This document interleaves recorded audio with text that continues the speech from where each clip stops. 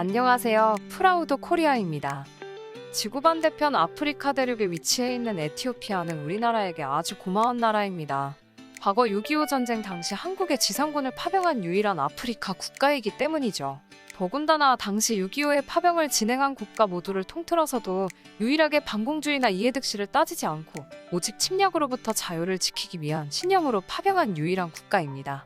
당시 파병을 결정한 셀라시의 황제는 자신의 국가가 이탈리아로부터 침략받을 때 아무도 도와주지 않은 것에 서름을 느껴 이후로 어떤 국가가 무고하게 침략받는 일이 생긴다면 무조건 도와주겠다는 다짐을 했다고 하죠.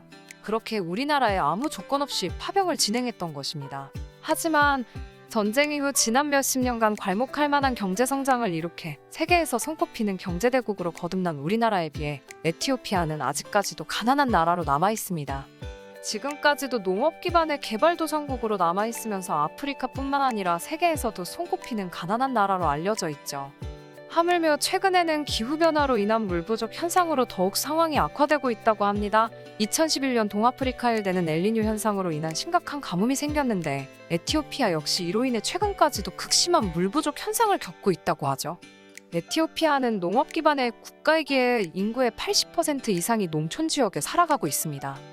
그렇기에 극심한 물 부족 현상은 광범위하게 영향을 끼칠 수밖에 없었고 현재까지도 농촌 지역에 살아가는 70% 이상의 주민들은 물 공급에 어려움을 겪고 있다고 합니다. 실제로 에티오피아 농촌 지역 주민들은 겨우 15리터의 물을 얻기 위해 양동이를 들고 매일 평균 왕복 8시간을 걷는 경우도 허다하다고 하죠. 그래서 에티오피아 정부 측에서는 물 부족을 해결하는 것이 가장 급선무였습니다. 따라서 이에 도움이 될 관계용 댐과 농업용 관계수로 등을 건설하는데 굉장히 적극적이었죠. 하지만 실질적으로 댐 건설 등에 있어 노하우와 기술력이 부족했기에 에티오피아 혼자의 힘으로는 이를 해낼 수 없었습니다. 그래서 에티오피아 관계청은 이탈리아, 일본 등 여러 나라의 댐과 관계수로 건설에 필요한 도움을 요청했지만 공사 난이도와 사업 예산 등을 이유로 빈번히 거절당했다고 합니다. 이때 우리나라가 발벗고 나섰죠. 지난 2011년 정부 무상원조 전담기관 한국국제협력단 코이카가 한국농어촌공사와 함께 에티오피아 오로미아주 도도타군의 농업용 수용댐을 지어주겠다 한 것입니다. 오로미아주 도도타군은 수도인 아디스아바바에서 동남쪽으로 160km, 자동차로 약 3시간 떨어져 있는 곳인데 에티오피아에서도 대표적인 나쿠 지역으로 알려져 있습니다. 강줄기가 있음에도 우기에만 의존해 농사를 짓고 강으로 인한 홍수와 공기에는 타는 듯한 가뭄 피해가 반복되면서 빈곤에 허덕이고 있는 지역이죠. 그래서 기술의 도움이 절실한 상황이었습니다. 당시 2018년까지 총 1,590만 달러를 투입하는 도도타군 농업관계 역량 강화 사업은 해당 지역의 농업 생산성 향상과 경제작물 재배, 농촌 개발을 통한 농민소득 증대를 목표로 농업용수 확보용 댐과 관계수로를 건설하는 것을 골자로 하였습니다.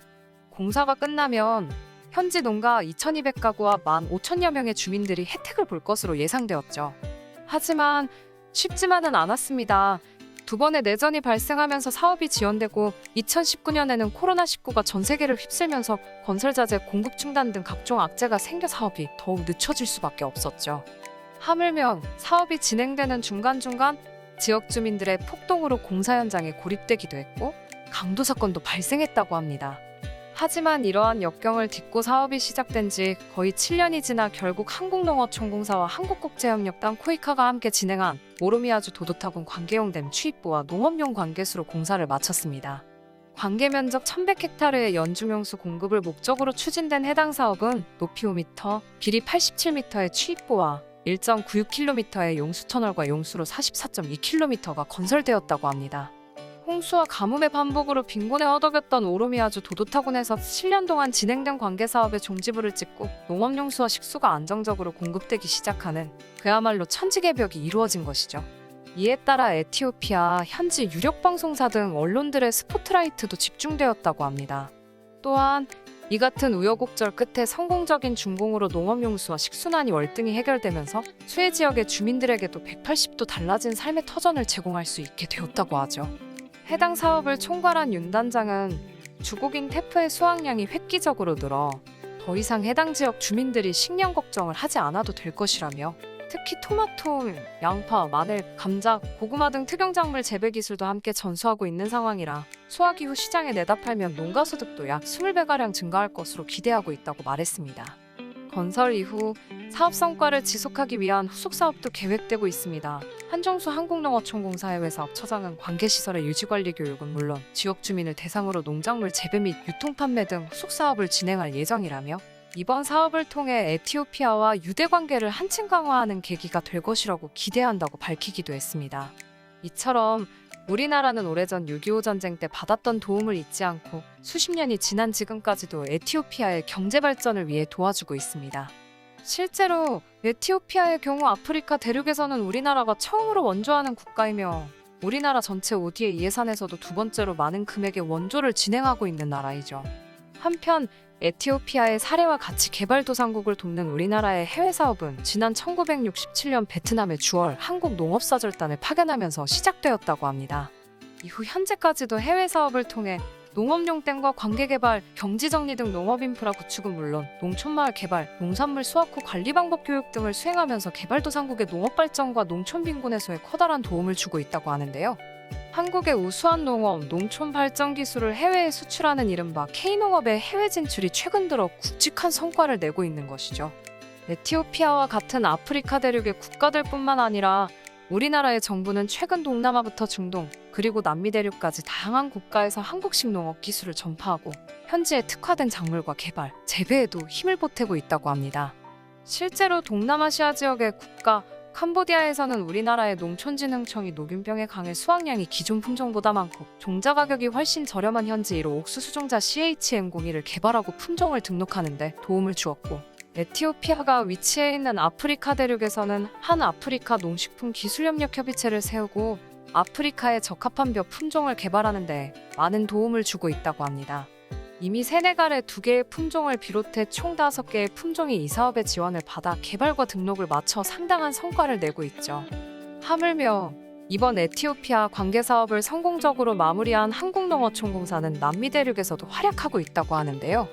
볼리비아의 농림혁신청과 긴밀히 협력해 볼리비아에서 시감자 생산 체계를 구축하고 생산, 기술 전수 사업을 기획하고 발굴하고 사업화했다고 합니다. 볼리비아의 경우 감자의 원산지임에도 불구하고 경작이 가능한 지역이 국토의 3% 미만을 밑돌아 감자 수입 의존도가 상당히 높은 편에 속하죠. 농민들의 경제 상황도 매우 어렵습니다. 전체 인구 가운데 3분의 1을 차지하는 볼리비아 농촌 인구의 빈곤율은 무려 50% 이상이죠. 하지만 농어촌공사의 지원 아래 토양을 사용하지 않는 재배 방법인 양액재배 온실, 작물재배 번식용 어린 식물을 기르는 육묘하우스 등을 만들었고 농어촌공사로부터 센터 운영에 필요한 실험기 자재와 농기계, 저온 저장 시설 등 각종 기자재도 지원받았습니다. 이런 노력에 힘입어 헥타르당 시감자 생산량이 2017년 6만 400톤에서 지난해 12만 톤으로 2배가량 증가했었죠. 사업 전에 2,410달러에 머물던 수입도 7,041달러로 약 3배가량 증가했고요. 오늘은 이렇게 이탈리아, 일본도 포기했지만 6.25 전쟁 당시 아무 조건 없이 우리나라를 도와주었던 에티오피아의 물 부족을 해결하기 위해 발벗고 나서 결국 성공적으로 사업을 마무리한 이야기와 더불어 우리나라의 K농업 기술이 동남아시아, 아프리카, 그리고 남미 대륙까지 전 세계로 뻗어나가고 있는 사실에 대해 알아보았는데요.